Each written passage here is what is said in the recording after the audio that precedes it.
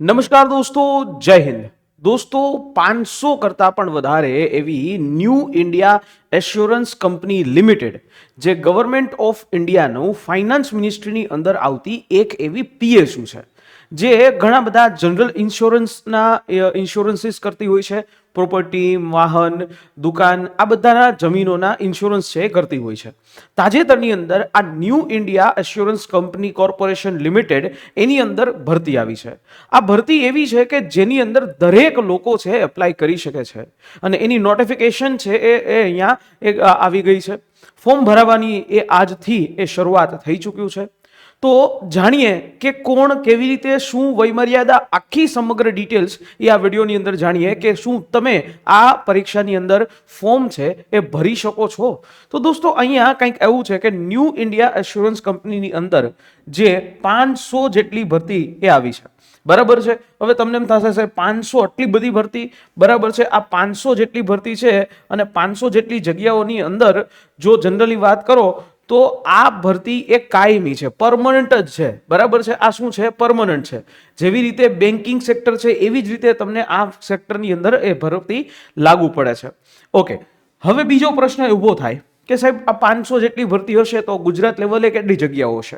કારણ કે જનરલી આપણને એ પણ જાણવાની ઈચ્છા થાય. જો અહીંયા હું વાત કરું તો ગુજરાત લેવલની જે જગ્યા છે, ગુજરાત લેવલની જગ્યા, બરાબર, એ ટોટલ 50 જગ્યા છે. એટલે ગુજરાતમાં કેટલી જગ્યા અવેલેબલ છે? 50 જગ્યા અવેલેબલ છે. અને આખા ઇન્ડિયાની અંદર તમને એ અહીંયા એ ટોટલ 500 જેટલી જગ્યાઓ છે. બરાબર છે. આ 500 જેટલી જગ્યાઓ આખા ઇન્ડિયાની અંદર છે. સૌથી વધારે જગ્યા જો હોય તો એ મહારાષ્ટ્રની અંદર છે, 105 જેટલી જગ્યાઓ. ન્યૂ ઇન્ડિયા એશ્યોરન્સ કોર્પોરેશન લિમિટેડની આ જગ્યાઓ છે. ટોટલ ભરતી છે 500 જેટલી ભરતી. આમાં એક સર્વિસમેનથી લઈ અને દિવ્યાંગો છે એમના માટે પણ ભરતી છે. ઓકે, વાંધો નહીં સર. એક સર્વિસમેનની ગુજરાતમાં કેટલી રિક્રુટમેન્ટ છે? તો કે 5 જેટલી રિક્રુટમેન્ટ છે એક સર્વિસમેનની. બરાબર, ટોટલ 5 જેટલી રિક્રુટમેન્ટ એક્સ સર્વિસમેનની જે તમને ગુજરાતની અંદર મળશે. વાંધો નહીં સાહેબ. હવે ફોર્મ ભરવાના ક્યારથી શરૂઆત થઈ છે? ફોર્મ જે છે કેવી રીતે ભરવાના? ઓનલાઈન મોડથી તમારે ફોર્મ ભરવાના રહેશે. અને NICL એટલે કે એની જે સાઇટ છે એના ઉપરથી રિક્રુટમેન્ટના સેક્શનમાં જઈ અને તમારે અહીંયા ફોર્મ છે એ ભરવાના રહેશે. તો ફોર્મ જે છે એ 17 તારીખથી, એટલે કે હું અહીંયા વાત કરું કે 17/1, બરાબર, 17/12/2024 થી લઈ અને છેક 1/1/2025, એટલે આમ જોવા જાવ તો ઓલમોસ્ટ તમારી હાથની અંદર એ 15 થી 16 દિવસ જેટલો સમય આ ફોર્મ ભરવામાં છે. બરાબર છે, 15 થી 16 દિવસ. હવે એના પછી હવે અહીંયા આ બધી પરીક્ષાઓ એવી હોય છે ને કે અહીંયા ફટાફટ એક્ઝામ આવતી હોય છે. એક્ઝામ જે છે સીધું તમને કહી દીધું છે 27/1/2025, એટલે જાન્યુઆરી મહિનાની અંદર જ સીધું ઓનલાઈન મોડથી તમારી પરીક્ષા થશે. બરાબર, સીધું જાન્યુઆરી મહિનો. બરાબર છે. જાન્યુઆરી મહિનો 1 તારીખે ફોર્મ ક્લોઝ અને 27 તારીખે પરીક્ષા. પછી જે મેઇન્સ પરીક્ષા છે એ થશે ક્યારે? તો કે એ મેઇન્સ પરીક્ષા માર્ચની અંદર થશે. અને માર્ચ પછી સીધું જે છે તમારું ઇન્ટરવ્યુ જે છે એ જનરલી થતું હોય છે. તો આવી રીતે આ એલિજિબિલિટી ક્રાઇટેરિયા છે. વય મર્યાદામાં છૂટછાટ મળે. કેટલા એજવાળા લોકો છે અપ્લાય કરી શકે?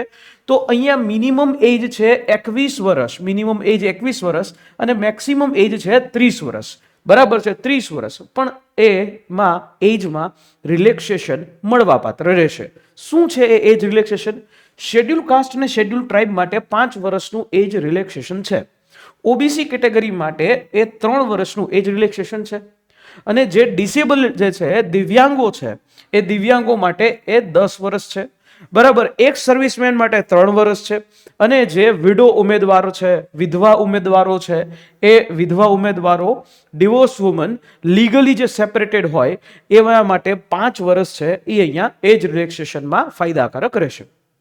તો આવી રીતે 5 વર્ષનું એજ રિલેક્સેશન અને એજ રિલેક્સેશન વય મર્યાદામાં તમને છૂટછાટ મળવાપાત્ર રહેશે. હવે સીધું મગજમાં આવે કે સાહેબ હું આ પરીક્ષામાં અપ્લાય કરી શકું? શું હું છે આ પરીક્ષામાં અપ્લાય કરી શકું? આવો એક પ્રશ્ન તમારા મગજની અંદર ઉભે.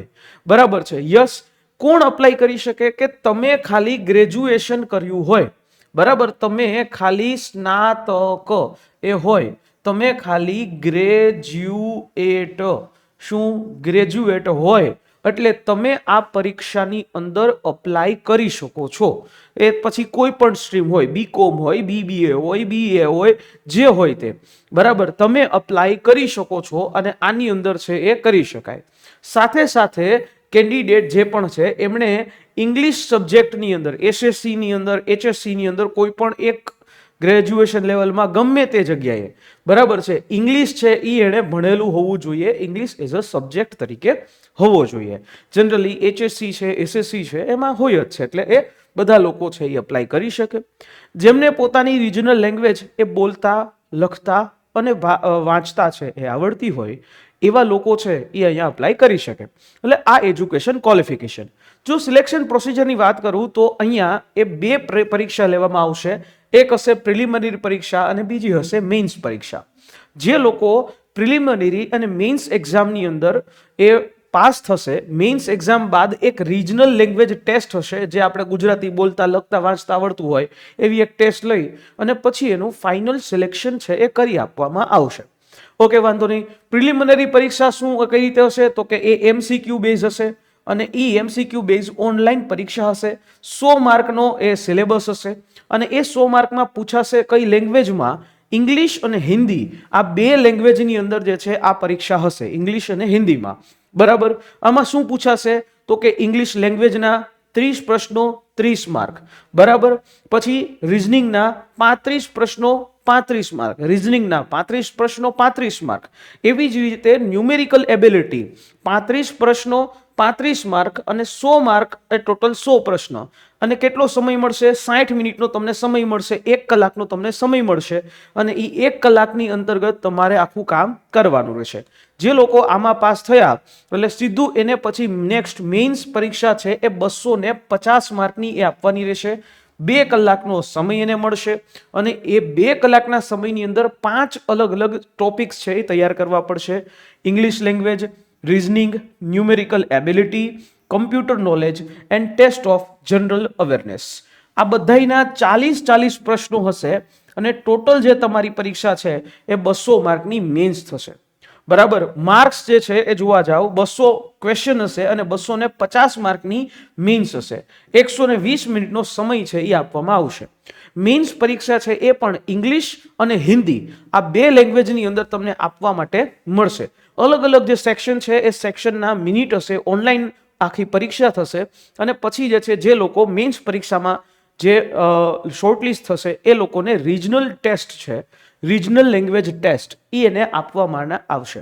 રિજનલ લેંગ્વેજ ટેસ્ટની અંદર વાત કરીએ તો ગુજરાતી ભાષા બોલનારા જે લોકો છે એની એક ટેસ્ટ લેશે, બરાબર. લખતા, બોલતા અને વાંચતા આવડવું જોઈએ, બરાબર. આ રીતે રહેશે. તો સીધો પ્રશ્ન થાય, સાહેબ ફી કેટલી હશે?